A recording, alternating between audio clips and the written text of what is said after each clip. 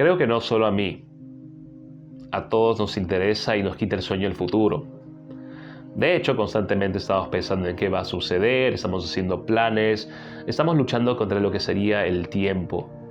Y una de las cosas que más nos inquietan es qué va a pasar. Y creo que una buena manera de verlo es tratar de encontrar una pasión en el medio, una pasión que nos quite esta preocupación acerca del mañana, acerca de la lucha contra el calendario, acerca de lo incierto que es realmente el futuro. Ese futuro en el que encima estamos sumergidos en este continente, en este país, ¿no?, sudamericano, en el que el día a día parece una lucha constante y que a veces incluso parece perdida. En esta línea del futuro, hoy día quiero hablar sobre la película de 2002, Lugares Comunes, del director argentino Adolfo Aristarain, basada en la novela de su primo Lorenzo de Aristarain, la novela El Renacimiento, y adaptada por el mismo director y por Katy Saavedra al guión cinematográfico. En esta película vamos a ver el drama de este personaje, al cual pareciera que le robaron el futuro, y a la vez vamos a ver no solamente su drama, el drama familiar que tiene, sino el drama de la Argentina con respecto a este robo, y sobre todo este robo, lo que sucede con este país en nuestra identidad como sudamericanos. Así que les doy la bienvenida a este espacio, el espacio de Relatos Insomnes, y ustedes ya saben, este es Prisionero del Insomnio.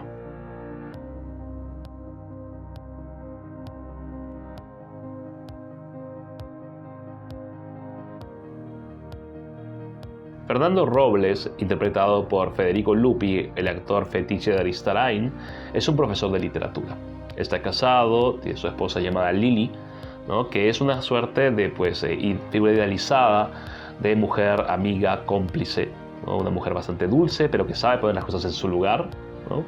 Por otro lado, él tiene a su amigo Carlos, un amigo abogado, más o menos de la misma promoción que Fernando, y este abogado tiene una novia mucho menor que él, con la que trabaja en un estudio de abogados. Vamos a ver justamente que la película comienza con Fernando escribiendo notas en un cuaderno. Él no sabe qué va a pasar con estas notas. De hecho, cuando yo comencé a ver la película, los primeros minutos, pensé que iba a ser la película sobre, un profesor de literatura que se convierte en escritor, ¿no?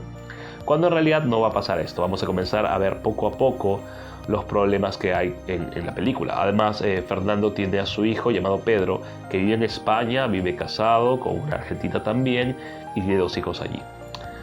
Y como dije al principio de la película, parecía mostrarnos una cosa, cuando en realidad nos va a mostrar otra, y este va a ser el comienzo de los problemas. Los problemas van a ser los siguientes.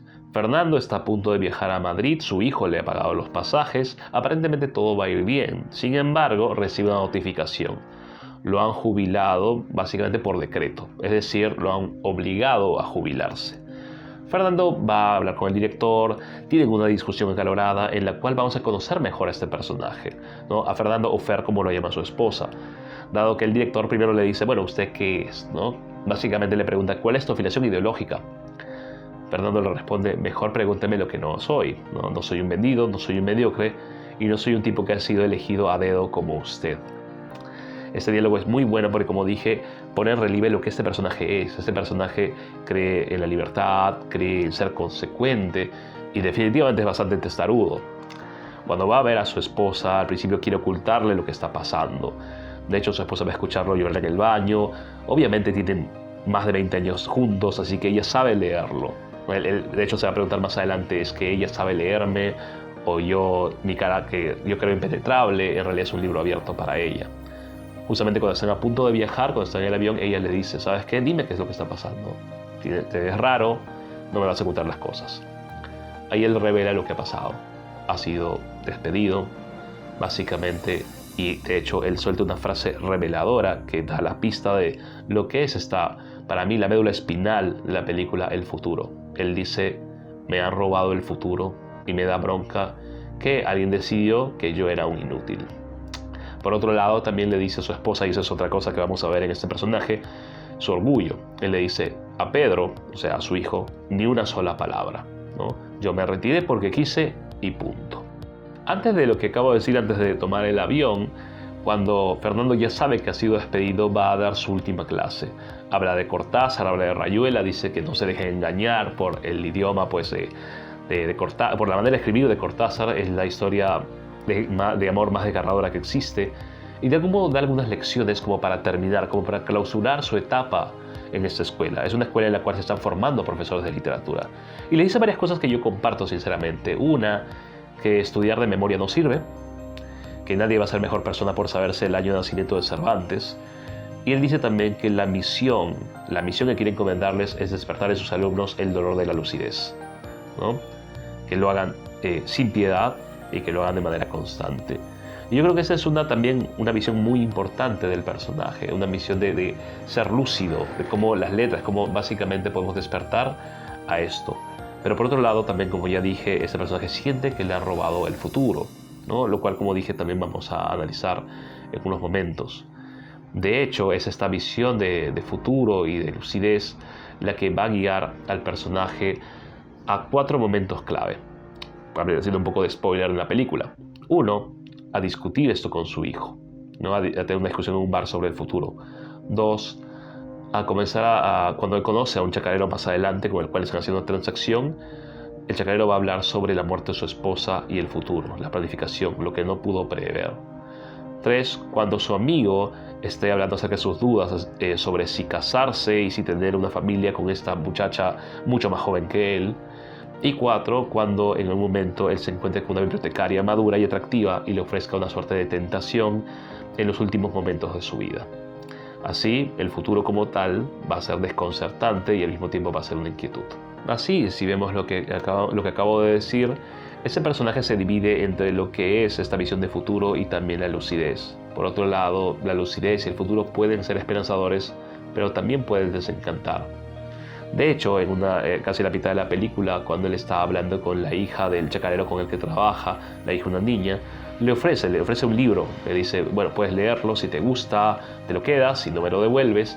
Y la niña ve estos libros amontonados en cajas, son muchos, típico del profesor de literatura, y le dice, ¿por qué tienes tantos libros? A lo que responde, no lo sé. Y luego piensa y suelta una frase muy, muy buena, muy significativa. ¿Cuántas palabras para un mismo desconcierto? De algún modo esto va a guiar también el resto de su vida en la película.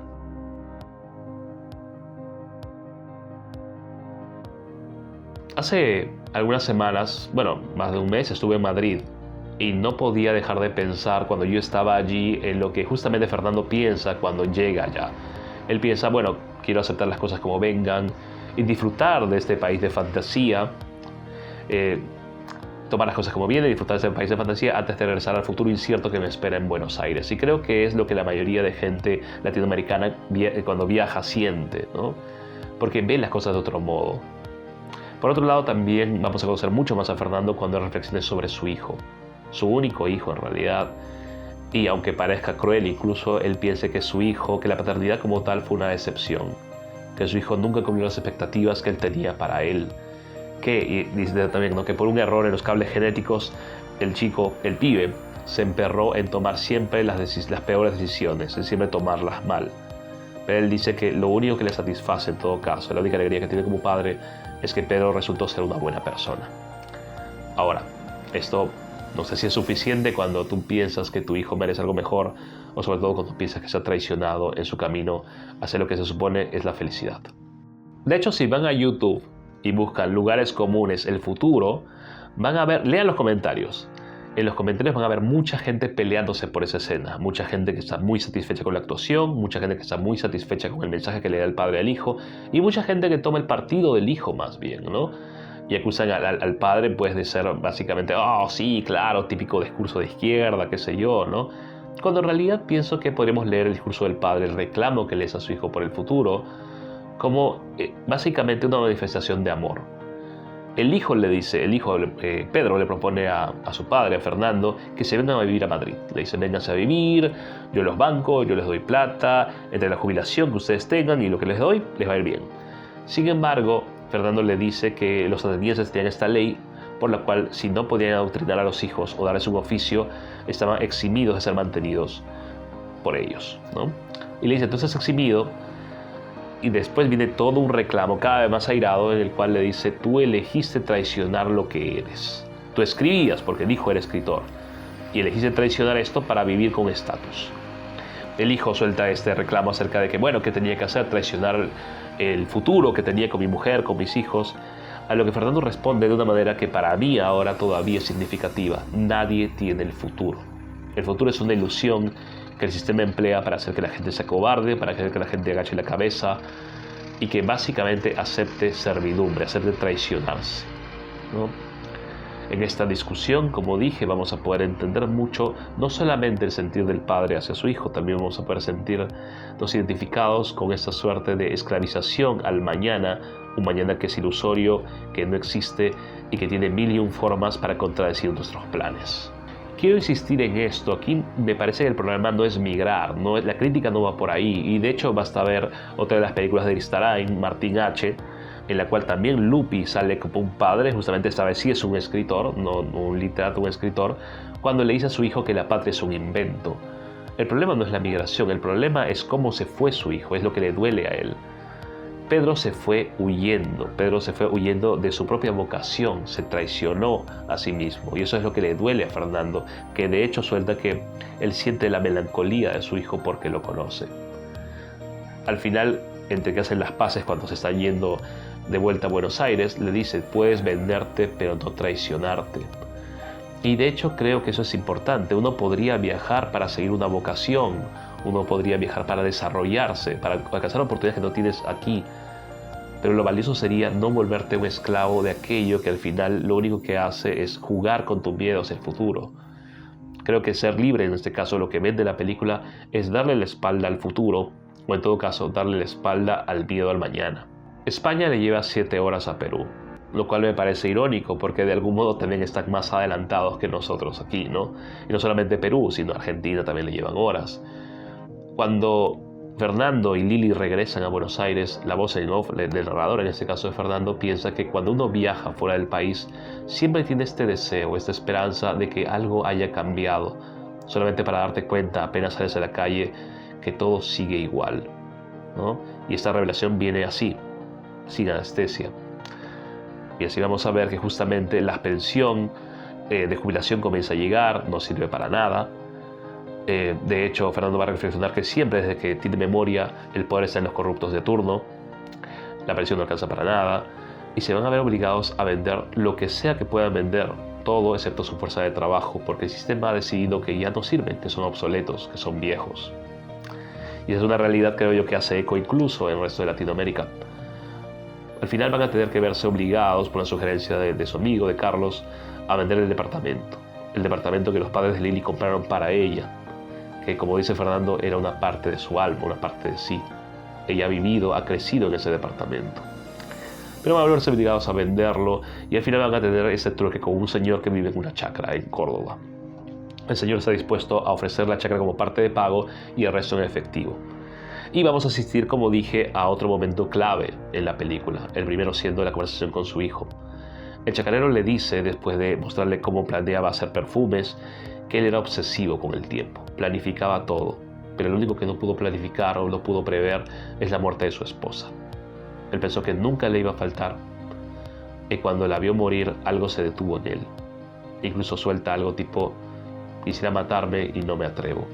Ese es otro momento muy clave acerca de que al final el futuro no está con nosotros. No tiene sus maneras justamente de darle la vuelta a nuestros planes. Y ese es otro momento que Fernando también comienza a experimentar, la lucidez, como dije anteriormente, la lucidez. Y él piensa esto: la lucidez no se olvida. Una vez uno olvida, mejor dicho, uno olvida que sabe. Y él se ha dado cuenta, ya recordó. Y él piensa: bueno, ahora que ya he recordado esto, he recordado que soy inmortal, que la vida y la muerte están entrelazadas desde el momento en que nacemos, ¿qué hago? ¿No? Se da cuenta que al principio toda persona que quiere seguir en el mundo necesita ese impulso vital, casi animal, para continuar, y que él ya no lo tiene. Creo yo que esto comienza paradójicamente. Él sabe que el futuro es una ilusión y sin embargo siente que efectivamente desde que dejó de ser el profesor de letras que era, ya no puede vivir. Siente que ya es obsoleto. De algún modo la vejez ha llegado de golpe hacia él y esto se ve incluso en las cosas que hace. Fuma, a pesar de tener 2 bypasses y saber que no debería fumar nada, ¿no? Y después, cuando se van a la chacra en Córdoba, se queda dormido en el bosque, lo que le va a proporcionar, básicamente lo va a enfermar de neumonía. Así vemos no solamente que ese personaje se marchita, sino que de algún modo ha perdido la esperanza. Y él lo dice, lo reflexiona al final. Cuando se pierden las ganas de vivir, por mucho que te amen y tú ames, no hay culpables. Simplemente ya no se puede continuar y se desciende a la nada. Pero contrario a lo que podamos creer o lo que ustedes puedan imaginarse por mis palabras, no creo que esta película sea deprimente para nada. De hecho, es una reflexión muy profunda sobre, como dije, el futuro, la vejez, la lucidez. Cuando Pedro y Carlos se encuentren, Fernando, discúlpeme, cuando Fernando y Carlos se encuentren, Fernando ya con una neumonía avanzada y va a ir a la biblioteca para tratar de ver implementos nuevos para los perfumes que quieren hacer, Carlos le va a revelar algo a su amigo, le va a decir: tuve que terminar con mi novia, esa novia mucho más joven que él, porque ella quiere tener un hijo. Fernando le dice: bueno, ¿cuál es el problema? Básicamente lo que Carlos dice es: bueno, ¿cuántos años de vida útil a mí me quedan? Yo estoy viejo, prefiero terminar ahora con ella a amargarle la vida después y dejarla sola con un hijo. Pero Fernando va a repetir esto que le había dicho a su hijo: no hay una garantía realmente. El hecho de que tú seas más viejo no significa que te vayas a morir. Un chico de 20 años podría ser asesinado mañana. Continúa, dale. Y creo yo que justamente esta escena va a ser eco con otra, y es cuando conozca justamente esa bibliotecaria madura pero guapa, que básicamente le va a coquetear, y va a haber una especie de atisbo, pues, de encuentro romántico. No se va a cumplir porque Fernando está enamorado de su esposa, y de hecho él suelta varias palabras muy románticas acerca de ella, acerca de cómo le ha sido fiel durante más de 20 años sin necesidad del compromiso, ¿no? Pero al mismo tiempo esto para mí me dice dos cosas. Una, que hace un eco a lo anterior, a lo de su amigo y su novia, ¿no? Y por otro lado también hace algo, ilustra que en realidad incluso en los últimos momentos de la vida de uno, siempre la vida puede sorprender, ¿no? Y creo yo que justamente se trata de eso, de ver que el futuro como tal, si bien es una ilusión, también puede llevarnos a presentes inesperados, presentes que nunca hubiéramos predicho, y tentaciones también, ¿por qué no? Y en todo caso, lo genial sería que si el futuro llega y la muerte llega allí, que nos agarre haciendo lo que queríamos realmente hacer, lo que nos apasiona. Solo así, creo, podríamos morir satisfechos. Y por eso mismo creo que no es una coincidencia que cuando llega realmente la muerte de Fernando, no sea en cámara. No lo vemos agonizar, no lo vemos despedirse. Vemos a Lili y a su hijo recién llegado de Madrid, bastante preocupado. Y vemos el rostro de Lili cuando el hijo recibe la llamada dentro de la casa. Sabemos lo que ella piensa, porque lo dice. Dice: mejor que él se haya ido primero, él no hubiera soportado estar solo, no hubiera soportado tanta soledad. Sin embargo, creo yo que es un acierto, porque podemos pensar que al final Fernando se fue satisfecho de esas palabras, de lo que había escrito, de su vida, incluso si al final pensó que le habían robado el futuro. Para concluir, debo decir que las palabras que Fernando escribió las leyó Lili justamente antes de saber, la noche anterior a que él muriera. Las lee y luego, cuando se va a despedir de su hijo, que está regresando a España, se las da. Su hijo le había dicho que hubiera querido conversar con él realmente y no discutir, que paraba peleando todo el tiempo.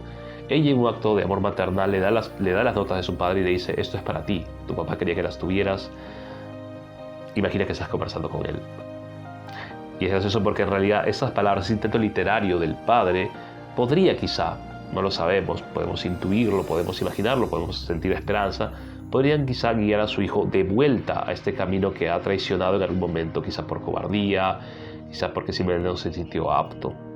Y de hecho, cuando el hijo le dice, cuando la mamá le dice: puedes hablar conmigo, y el hijo dice: no, tú al final no crees que yo tengo una vida horrible, ¿no? Que soy un perdedor. La madre le dice: no, yo también lo pienso, le dice.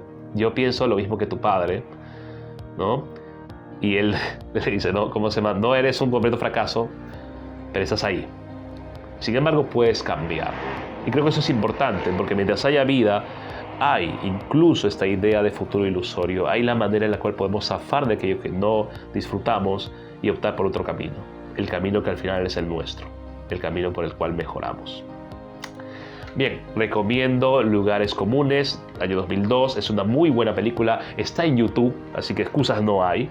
Chequéenla. Y bueno, también les pido que le den like, se suscriban al canal. Ya saben, Relatos Insomnes, en Instagram Relatos _Insomnes, en TikTok relatos.insomnes. Ayúdenme con eso para seguir creando contenido. Y si tienen alguna película que quieran que yo comente o algún libro, porque ustedes saben que este espacio es de literatura y de cine, díganme, ¿no? Yo leo sus comentarios. Así que nada, este ha sido Prisionero del Insomnio en Relatos Insomnes. Que pasen buenas noches.